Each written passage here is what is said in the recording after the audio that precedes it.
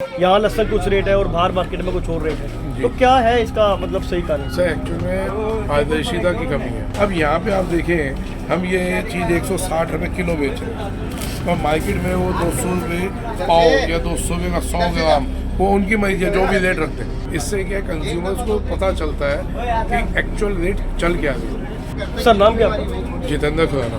जितेंद्र जी, लगातार लहसुन की कीमतें बढ़ती जा रही हैं। मार्केट की अगर बात की जाए, अगर एशिया की सबसे बड़ी मंडी जो है आजादपुर मंडी की अगर बात की जाए, यहाँ लहसुन कुछ रेट है और बाहर मार्केट में कुछ और रेट है, तो क्या है इसका मतलब सही कारण? सर एक्चुअल में पारदर्शिता की कमी है। हम तो आप लोगों को खुद कहते हैं कि इनवाइट करते हैं कि सर आप लोग हफ्ते में 10 दिन में जरूर आए। इससे क्या कंज्यूमर्स को पता चलता है कि एक्चुअल रेट चल क्या है। अब यहाँ पे आप देखें, हम ये चीज़ 160 रुपये किलो बेच रहे हैं और मार्केट में वो 200 रुपये पाव या 200 रुपये का 100 ग्राम, वो उनकी मर्जी है जो भी रेट रखते हैं। तो वो एक ये मिसबैलेंस है, मिसकम्युनिकेशन है जो रिटेल और थोक का है। तो मैं तो यही चाहता हूँ कि जी आप लोग हर हफ्ते 10 दिन में आए, रिपोर्ट्स डालें तो लोगों को पता चले एक्चुअल भाव क्या है। अब कोई भी प्रोडक्ट उठा लो, कोई कमोडिटी उठा लो, इतनी उल्टे सीधे भाव नहीं होते जितने हम मार्केटों में लेते हैं। अब सेब देखिए, हम सेब पे जाएं, सेब भी 400-400 500 रुपये किलो बता दें, जबकि है रेट असल में 150। अब यहाँ पे देखिए, आपको इससे ऊपर माल दिखते ही नहीं होंगे। इससे मोटे माल ये देखिए, उससे बेहतर ये क्वालिटी देखो, सबसे टॉप क्वालिटी है, ये देखने को नहीं मिलती। ये थोक में चल रही है 260 रुपये।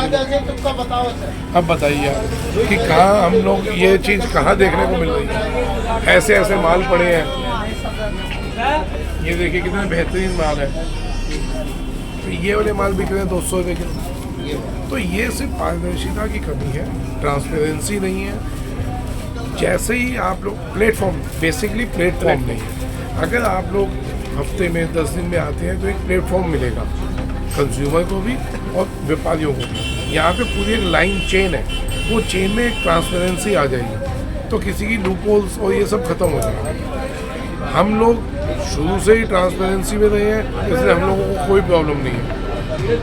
उन लोगों को ये इंटरव्यूज देने में प्रॉब्लम आएगी जो जिनके कोई ना कोई झोल होंगे, कहीं ना कहीं उनके लूप होल्स होंगे। अपना कोई लूप होल नहीं है। हम तो कहते हैं आप लोग इनवाइट करते हैं, मेरे कई चैनलों पे आता है जितेंद्र खुराना, जैसे ही आप डालेंगे यूट्यूब पे कई चैनल्स में मेरा इंटरव्यू आता है।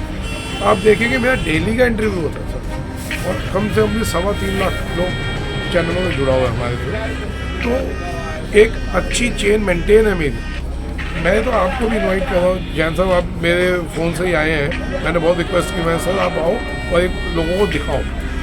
तो इससे लोगों को एक ट्रांसफर प्लेटफॉर्म मिलेगा जिस पर आप लोगों को बता सकते हैं कि पोजीशन ये चल रही है। और एक पॉइंट मैं और बताना चाहूँगा आपके माध्यम से सरकार को कि बड़ी कंपनियों को आप प्रमोट करें ना करें, जो छोटा वेंडर है जिसकी भी दाल रोटी इसी से ही चल रही है, हम उनके खिलाफ नहीं हैं, लेकिन उनको एक आईडीज़, प्रॉपर एक आईडीज़ दीजिए, उनको अपने एक चैनल में लेके आइए।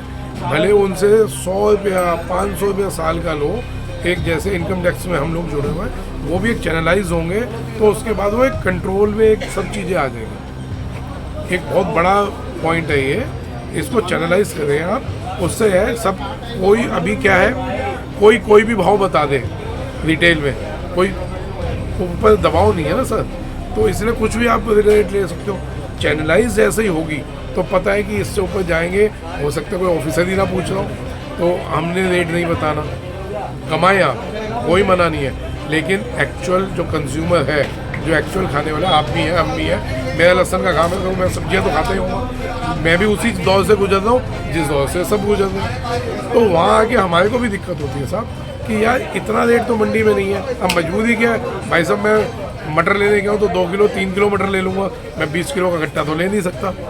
तो यहाँ पे अगर ये अगर गवर्नमेंट के कंट्रोल में चीज़ें आती हैं तो एक चैनल बन जाएगा, एक ऊपर प्रेशर होगा कि हमने उल्टे सीधे रेट नहीं लिए।